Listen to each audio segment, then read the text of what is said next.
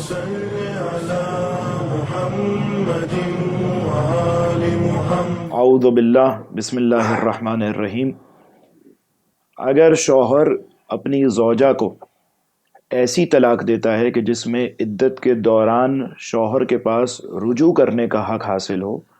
تو ایسی طلاق کو طلاق رجعی کہا جاتا ہے۔ طلاق رجعی کے حوالے سے فقہا نے ایک فقہی مسئلہ بیان کیا ہے، وہ یہ ہے کہ المطلقۃ الرجعیۃ بحکم زوجہ، یعنی وہ خاتون کہ جسے رجعی طلاق دی گئی ہو اس میں خاتون زوجہ کا حکم رکھتی ہے۔ وہ چیزیں کہ جس میں وہ مطلقہ رجعیہ زوجہ کا حکم رکھتی ہیں ان میں سے کچھ یہ ہیں۔ نمبر 1، نفقے کا واجب ہونا، یعنی جس طریقے سے شوہر پر واجب اور لازم ہے کہ وہ اپنی زوجہ کے لیے مسکن کو فراہم کرے، اپنی زوجہ کے لیے نان و نفقے کو فراہم کرے، اسی طریقے سے اگر شوہر اپنی زوجہ کو طلاق رجعی دے دیتا ہے تو عدت کے دورانیے میں نان و نفقے اور مسکن کا وجوب شوہر پر عائد ہوگا۔ تو وجوب نفقہ ایسی چیز ہے کہ جس طریقے سے دوران نکاح شوہر پر نفقے کا واجب ہونا ہے، اسی طریقے سے دوران عدت طلاق رجعی کی عدت کے دوران بھی شوہر پر نفقہ واجب رہے گا۔ کیوں؟ اس لیے کیونکہ مطلقہ رجعیہ زوجہ کا حکم رکھتی ہے۔ دوسرا حکم کہ جس میں مطلقہ رجعیہ زوجہ کا حکم رکھتی ہے وہ ہے محرمیت اور استمتاع کا جائز ہونا، یعنی جس طریقے سے ایک شادی شدہ خاتون اور اس کے شوہر کے درمیان ایک حلیت پائی جاتی ہے، ایک محرمیت پائی جاتی ہے جس کی بنیاد پر ازدواجی حقوق جائز ہو جاتے ہیں، وہی حلیت اور محرمیت اس خاتون اور شوہر کے درمیان بھی باقی رہے گی کہ جسے طلاق رجعی دی گئی ہو اور اس کی عدت کا دورانیہ ابھی ختم نہ ہوا ہو۔ کیوں؟ اس لیے کیونکہ مطلقہ رجعیہ زوجہ کا حکم رکھتی ہے۔ تیسرا حکم کہ جس میں رجعی طلاق والی خاتون اپنی عدت کے دورانیے میں زوجہ کا حکم رکھتی ہے وہ ہے حرمت خروج، یعنی جس طریقے سے زوجہ اگر اپنے گھر سے باہر جانا چاہتی ہے یا کوئی غیر واجب سفر پر جانا چاہتی ہے تو اس کے لیے شوہر کی اجازت ضروری ہے، اسی طریقے سے اگر مطلقہ رجعیہ یعنی وہ خاتون کہ جسے رجعی طلاق دی گئی ہو اگر وہ بھی اپنے گھر سے باہر جانا چاہتی ہو یا کسی غیر واجب سفر پر جانا چاہتی ہو تو اسے اپنے شوہر سے اجازت لینا ضروری ہے۔ چوتھا حکم کہ جس میں مطلقہ رجعیہ زوجہ کا حکم رکھتی ہے وہ ہے توارث۔ دیکھیے، اگر شوہر اور اس کی زوجہ میں سے کوئی فوت ہو جائے، اگر شوہر فوت ہو جائے تو زوجہ اس کی میراث میں حق رکھتی ہے، اسی طریقے سے اگر زوجہ کا انتقال ہو جائے تو شوہر اس کا وارث بنے گا۔ یہی حکم مطلقہ رجعیہ کے لیے بھی ہے، یعنی وہ خاتون کہ جسے رجعی طلاق دی گئی ہو اور ابھی دوران عدت چل رہا ہو، اگر اس خاتون کی رحلت ہو جائے تو اس کا شوہر جس نے اسے طلاق دی تھی وہ اس کا وارث بنے گا، یا برعکس اگر شوہر کی رحلت ہو جائے، شوہر کا انتقال ہو جائے تو اس کی وہ طلاق یافتہ بیوی دوران عدت اپنے اس شوہر کی وارث بنے گی۔ پانچواں حکم کہ جس میں مطلقہ رجعیہ زوجہ کا حکم رکھتی ہے وہ ہے دو بہنوں کا جمع ہونا۔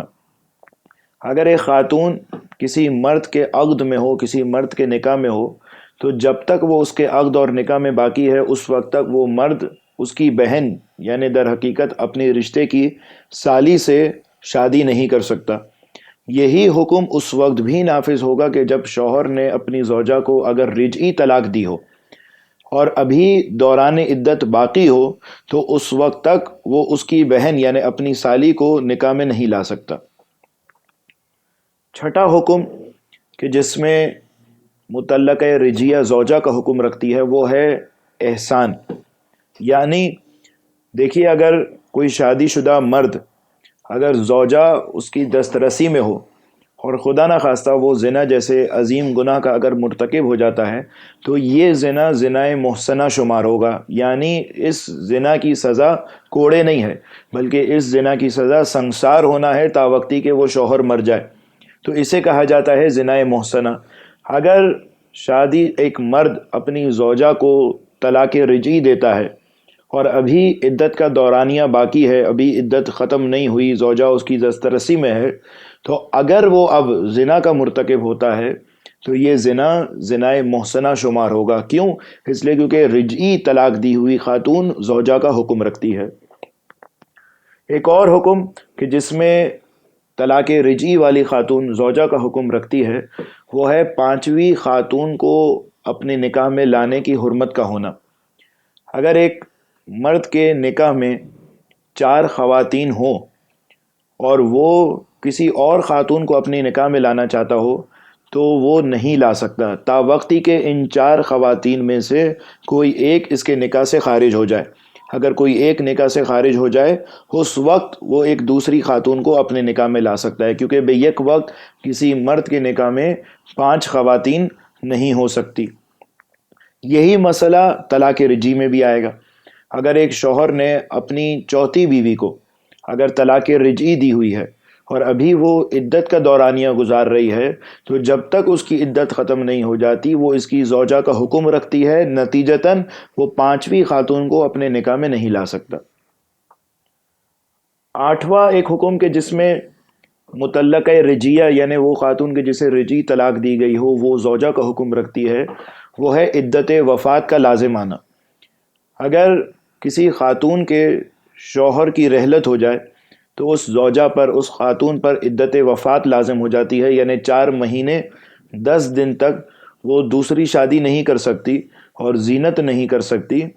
تو اسی طریقے سے اگر ایک شوہر اپنی زوجہ کو طلاق رجعی دیتا ہے اور طلاق رجعی میں ابھی عدت کا دورانیہ باقی ہے، ابھی عدت ختم نہیں ہوئی ہے، تو جب تک عدت ختم نہیں ہوئی اگر اس کے شوہر کی رحلت ہو جائے، شوہر فوت ہو جائے، تو اس زوجہ پر جو ابھی طلاق کی عدت گزار رہی ہے اس پر عدت وفات واجب ہو جائے گی۔ ایک آخری حکم آج کے لیے کہ جس میں طلاق رجعی والی خاتون زوجہ کا حکم رکھتی ہے، وہ ہے مخارج کفن و دفن۔ یعنی اگر ایک شوہر کی زوجہ انتقال کر جائے تو اس زوجہ کے کفن و دفن کے جو اخراجات ہیں وہ اس کے شوہر پر لازم آتے ہیں۔ اسی طریقے سے اگر ایک مرد اپنی زوجہ کو طلاق رجعی دیتا ہے اور ابھی عدت کا دورانیہ باقی ہے، ابھی عدت ختم نہیں ہوئی، اور اسی دوران اگر اس کی زوجہ کی رحلت ہو جاتی ہے تو اس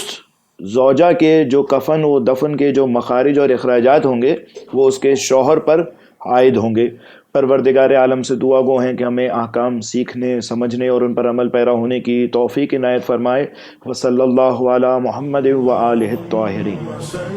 علی محمد و آل محمد۔